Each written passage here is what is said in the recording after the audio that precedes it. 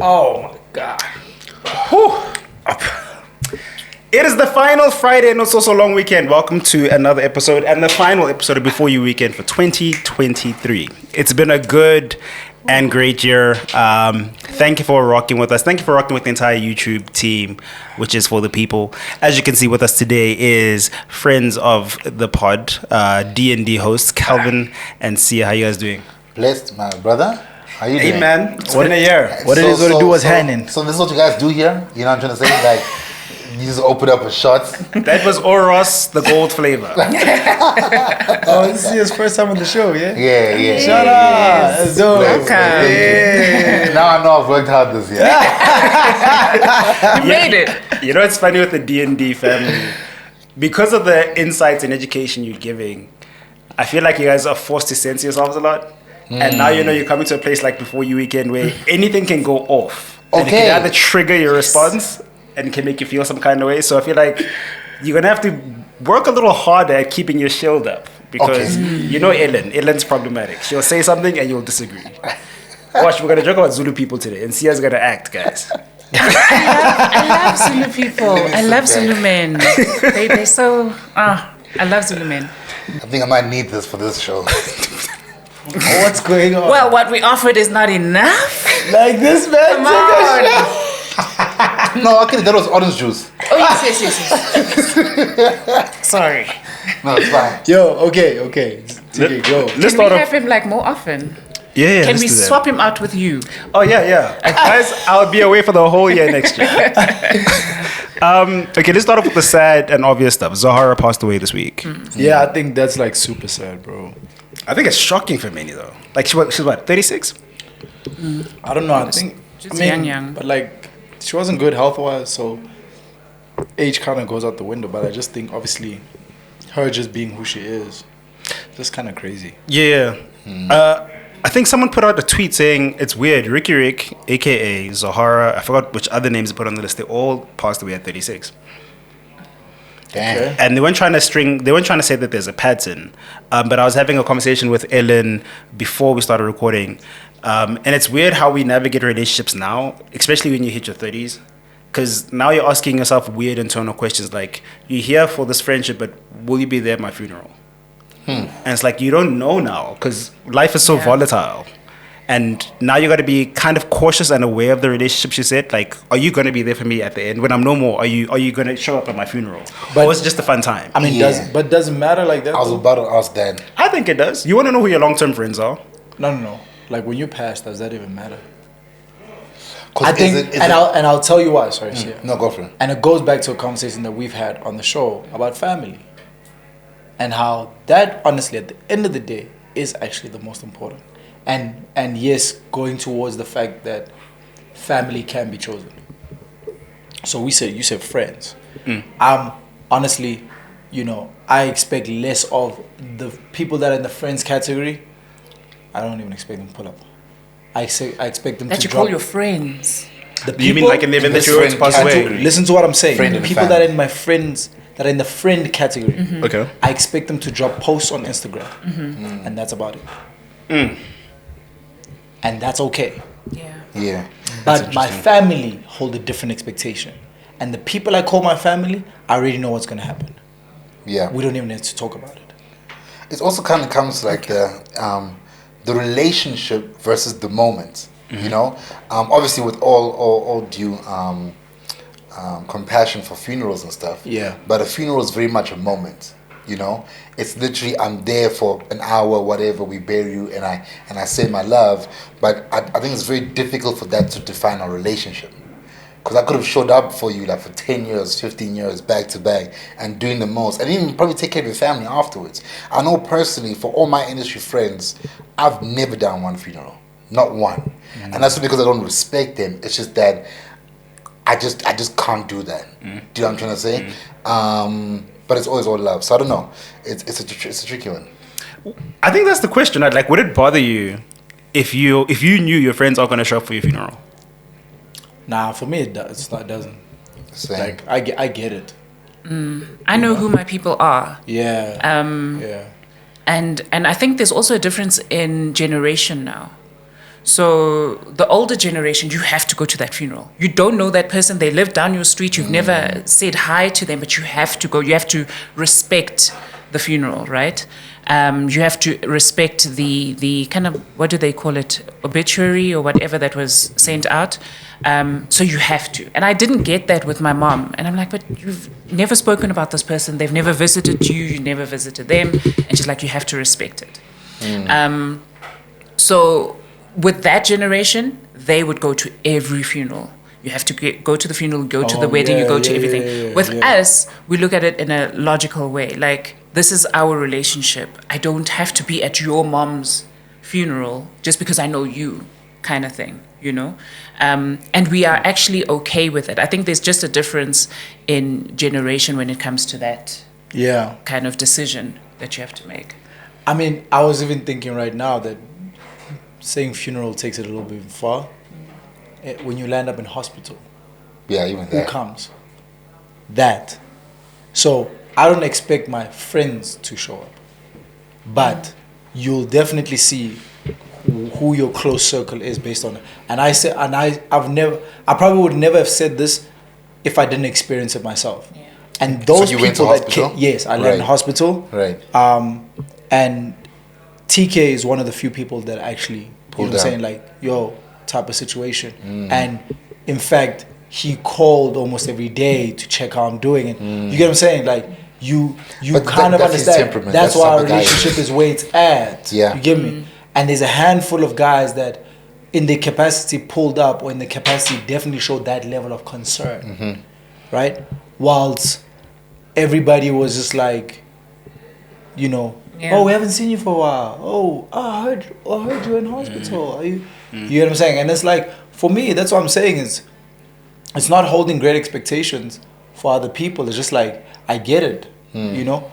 But if you're going to be saying that we're cool like that, it's going to just show in your actions. It's one thing to say, it's another thing to kind of act it out. Okay, so let's say the situation wasn't as somber. Let's say, maybe I should flip the question like this. Your wedding day. Is there a friend you would be bothered by if they didn't show up? Do you have that one or two friends that it would disturb you that they didn't show up? Yeah, especially because, I mean, this is 2024, right? 2023. It's not like back in the day, similar to the funeral sentiment, where weddings were for everyone. Do you know what I mean? Like back in the day. What Ellen was saying. Yes, right. Sorry, my bad. But yeah, so because Umpagat would get invited, the community would come through. Yeah. Now in a day where it's invitations, and I'm picking to say, you know what I mean? It almost starts from me saying like, yo, because I'm inviting you, I consider you family. It's a personal. Yeah. I literally had a situation like that, and I'm not gonna even like, okay, I can say name, but it doesn't really matter. But I'm not. But I'm gonna speak on the situation. Brenda. Right. I don't have a Brenda anymore because of the wedding. I'll play. Yeah, oh good. When we did our birthday celebration last year, you know, they know about that because it was a whole moment. I did a whole family and friend situation, but even the friends were essentially family. And there's one invite that went like that, where he didn't come on the basis that his girlfriend was not allowed to come. Yeah. Because that invite was curated and I said no plus ones. So you cannot bring your wife unless your wife is given a seat by me. Right? And that's respectfully. Absolutely. Yeah. You understand? That even your partner, knowing our relationship, will understand what's going on right now. Because it's just one night. It's not the whole. It's not your whole life. And that was very curated. They even had name tags. They were exactly. It's very curated. And because he requested to RSVP for a +1, and the word was that you can't because it's not that type of invite, he said, if that's the case, I'm not coming. So the call that I run with him after to find out, yo, what's up? He says, yo, I didn't think it was an issue because I didn't think we're close like that. That's what he says. And I say, that's so wild because you're on a list that not everybody's on. But then again, it was a very interesting lesson for me because it's that whole thing of sometimes you think you're that close with somebody. And only if you're communicating in the relationship, you'll then understand where you stand. But until then, don't assume it. It reminds me of high school, you know? Yeah. Where people be like, no, this is TK, my best friend. I'm like, nigga, my best friend. Exactly. Yeah. So it was such an interesting conversation for me because it's like, and if we go back in terms of like our interaction, myself and this person, it doesn't give off we're not that close. Yeah. You would swear reading it like, yo, you guys are like, you know, it's like I'm calling dude to check on him. He's coming to my house for this and the third. Congratulations for I know stuff about that he's achieved that other people don't know publicly and things like that. Right. For us to get there, and I was like, that's so interesting. So I would have those like one or two people that. If, But like, isn't it freeing though? Isn't it freeing? I find it very freeing. I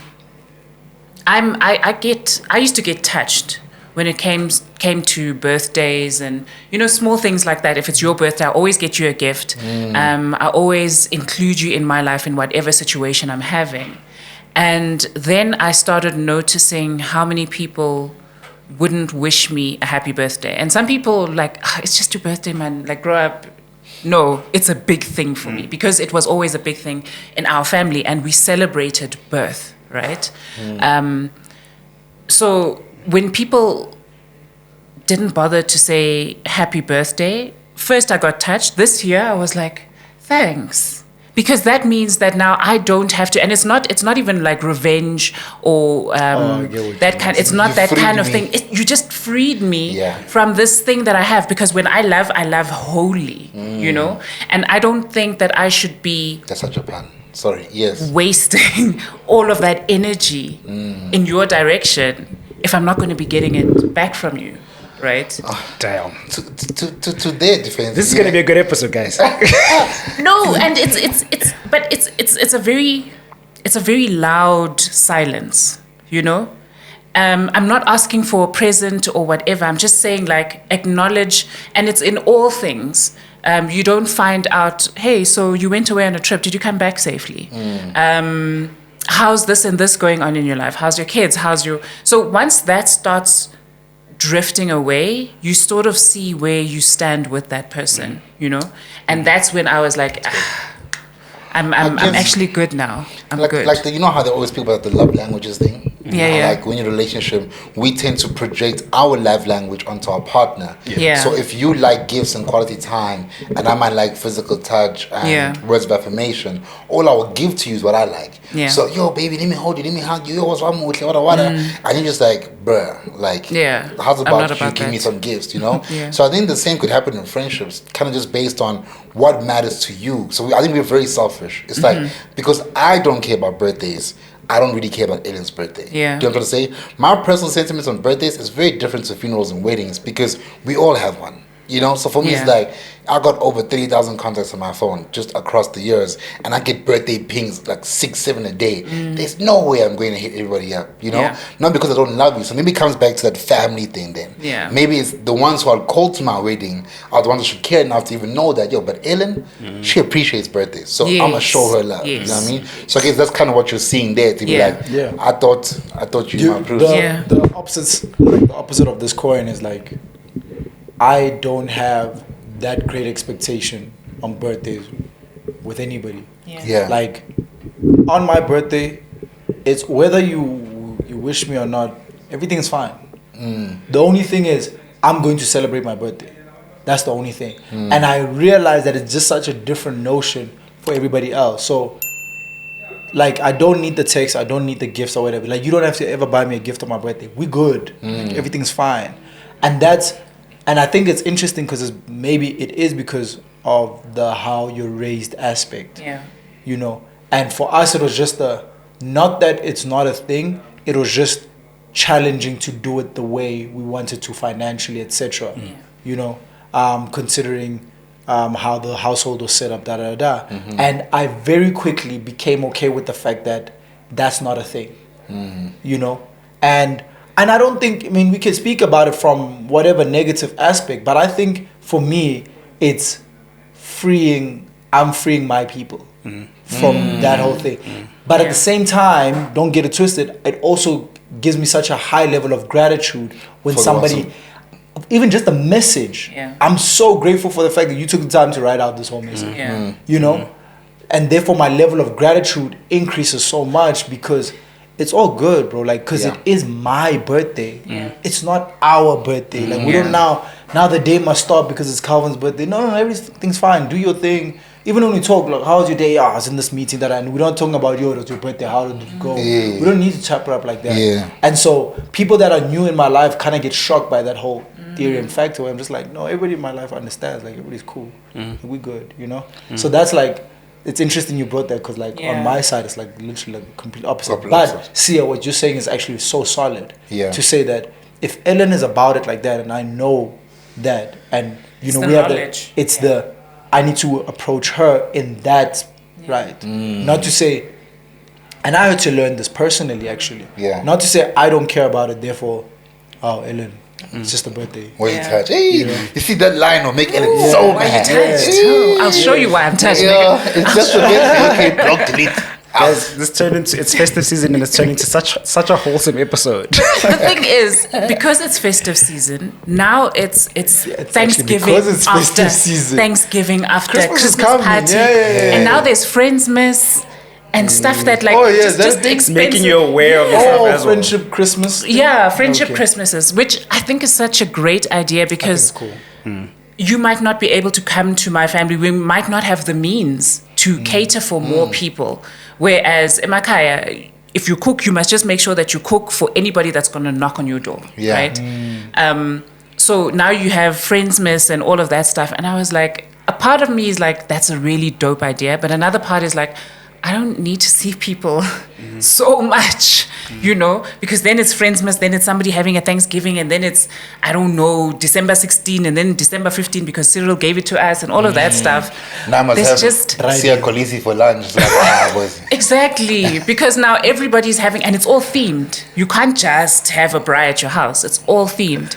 So this is it's a very jolly time, but at the same time, it's a very lonely time. Yeah. Because now it becomes very apparent Triggered. who regards you as a friend. Oof. Yeah. Right? Because now, if nothing comes during the year, it's fine. You didn't invite me for your birthday. It's cool. It's chilled. Nothing. December. No. Not even Christmas? You don't think about me when we all have money? But now, for me, that chat is so tricky because I'm working during Christmas. There's a difference there. So it's like, It's probably like attending is tricky, inviting is But tricky. you do want to kind of get that feeling of acceptance in the back in your subconscious that at least I'm thought of. Like, Yeah. oh yeah, Yeah, you even, need even if I'm that. busy, you want to get that. You want to come through having fun, and I think it would also hurt to never get that. But you know what happens there is and I witnessed this like with my own family, but I mean they're sweet, I can understand. But it's like we've invited you so many times to Friendmas, and because you're never ever around, we just stopped. Do you know what I'm trying to say? And it's crazy because life has phases. So the time that you're really available and you're out here and you don't get it, it's so much harder, you know? Yeah. But it's kind of like, maybe could have started the same to them and I didn't pitch. So it's like a catch-22 sort of thing. Yeah, I get that. I told my people to never stop inviting me. Just always That is very add important. it to the list because You never know. You never know. Yeah. Just keep inviting me. Yeah. Because also, if it's that thing, like if I'm available and I don't know it's happening, then I can't decide to actually come. True. Right? So that's with my family and also my friends when they do Fair. stuff. That's one thing. Like I personally try to work on this year, like being present for people. Yeah. Like especially if you know me, I'm very introverted. I like my own space. I can be by myself for a long time, and I'm good. Yeah. And I had to tell myself, like, no, you actually got to be there, like support, like put your face in the room so he can see. One, he's gonna remember this one day. I was in the room with it. I came Yeah. because I support what you do. Yeah. And I had to put effort into that. Like, okay, there's my friends doing something good there. Let me just show up. Yeah. Don't need the invite. I'm there. And I see that has changed the relationship, like psychologically, because now you guys are behaving differently. The trust goes deeper because you're showing up. Yes. You're not adding weight or adding value by being there, but you're just showing up, and it creates some value in the back of their head. 100%. Yeah. Fully agree. You watching before you weekend. You watching before you weekend.